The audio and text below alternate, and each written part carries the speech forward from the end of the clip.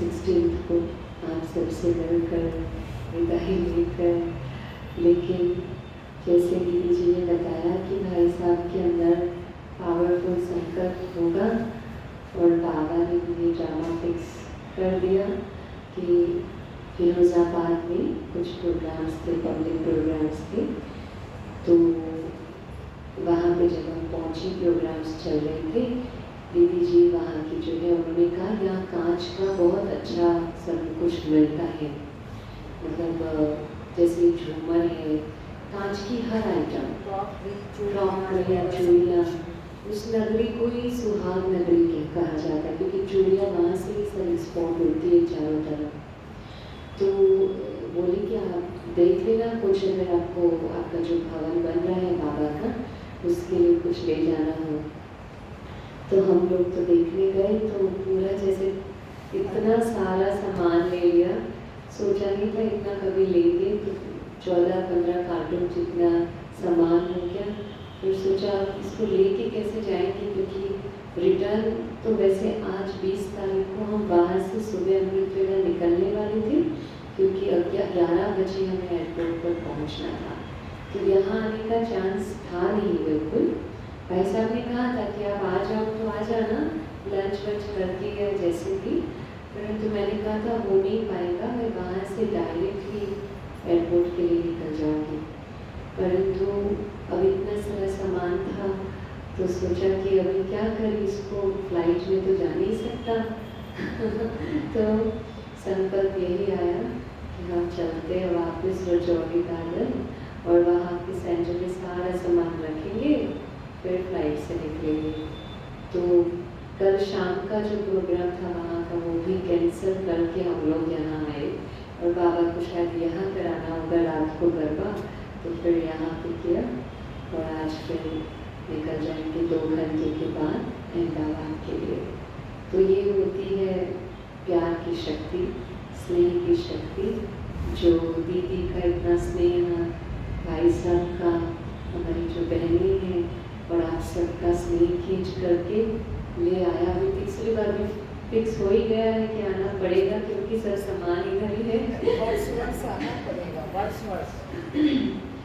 तो यही है बाबा के परिवार का, इस ब्राह्मण परिवार की विशेषता ये है कि देखो हम कैसे भी मिलते, पहली बार भी मिलते तो ऐसे नहीं लगता कि हम फर्स्ट टाइम मिल रहे हैं। और वो ये जो संबंध है ना, वो लौकिक में भी ये संबंध का रस आप सबको नहीं मिल सकता है। तो बाबा का तो कितना शुक्रिया करें कि इतना सुंदर परिवार, बाबा कई बार कहता है इतना बड़ा परिवार किसी का देखा है, इतना बड़ा परिवार।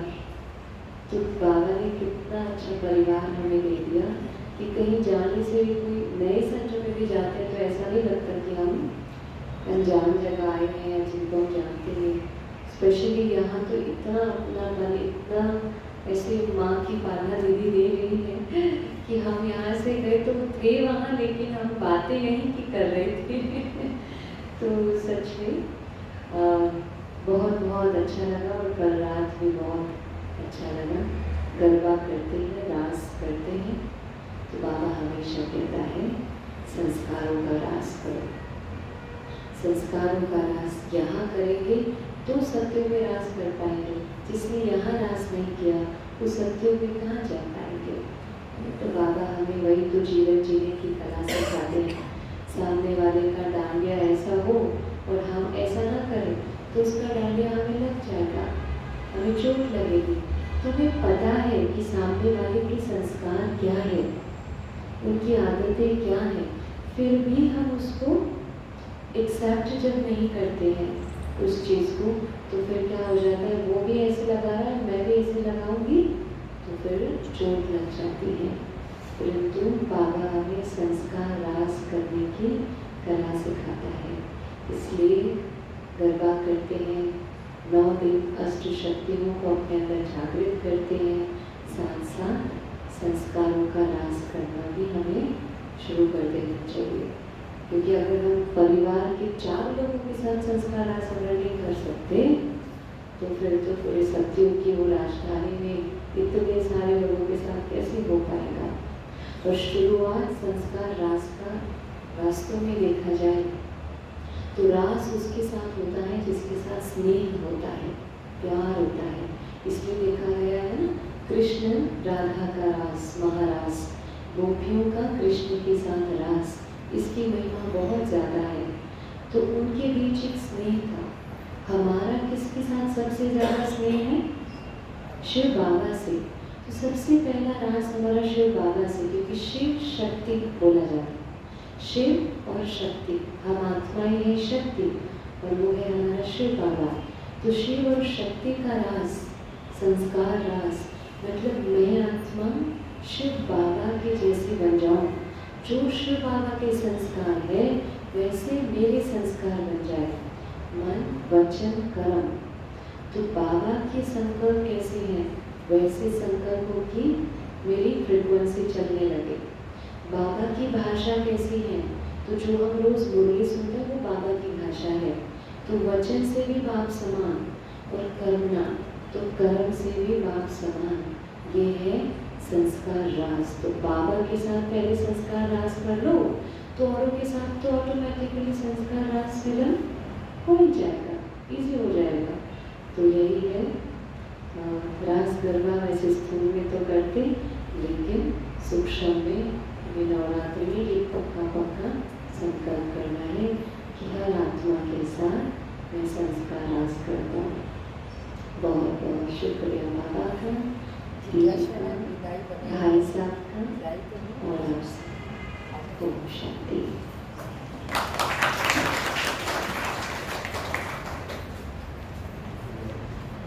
हमको विदाई नहीं देते हैं, बधाई।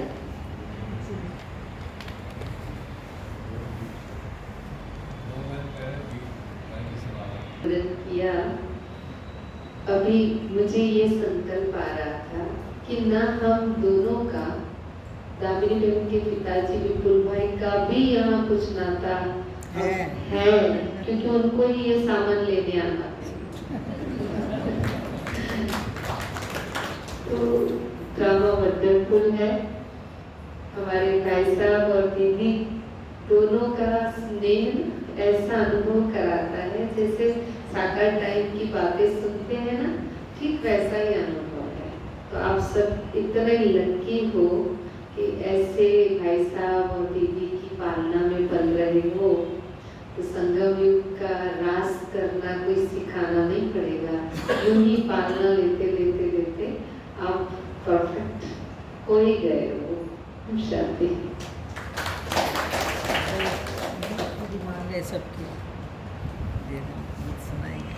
एक पतिव्रता नारी की तरह जो अपने हर वचन को निभाती है, हर वायदे को पूरा करती है, वैसा बनना। जितने जितने हमने भक्ति में भी भगवान से वायदे किए थे ना, तुम आओगे तो हम वाले जाएंगे। तो एक गीत उसी समय मेरे अंदर चल रहा था, उसके कुछ लाइन्स में सुनाऊंगी। जो वादा किया वो निभाना पड़ेगा, जो वादा किया वो निभाना पड़ेगा।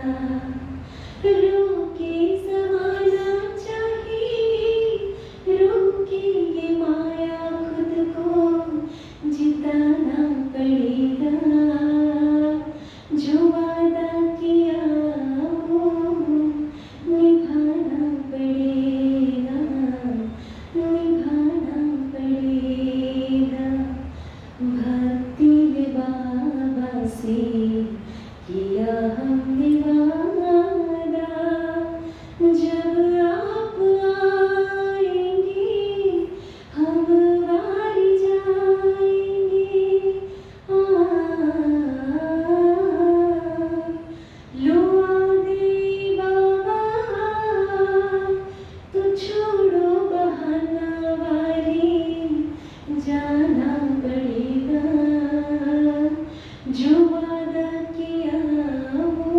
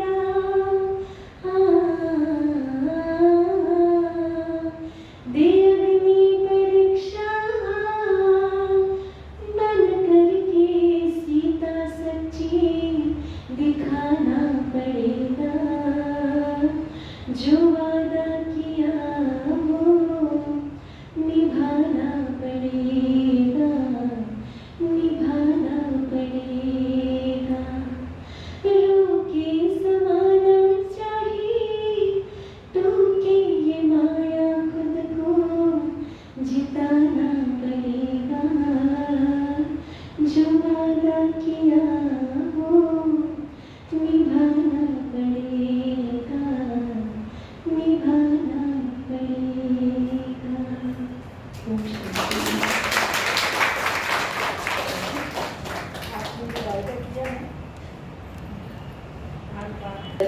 परिवार अपना था, है और रहेगा, परंतु आपने जो वायदा किया है हर नवरात्रों में आना पड़ेगा। रोके चाहे अहमदाबाद, रोके चाहे आपकी दीदियाँ, अपनी ये जिज्ञासा में तो रोक नहीं सकती, विपुल भाई भी रोक नहीं सकते हैं, पर कोई भी बहन जो बड़ी होगी वो चाहे रोके, लेकिन आपको वायदा निभाना पड़ेगा। और दिल्ली कैपिटल है, बाद में आप आए तो पहले से ही आना पड़ेगा, आना पड़ेगा।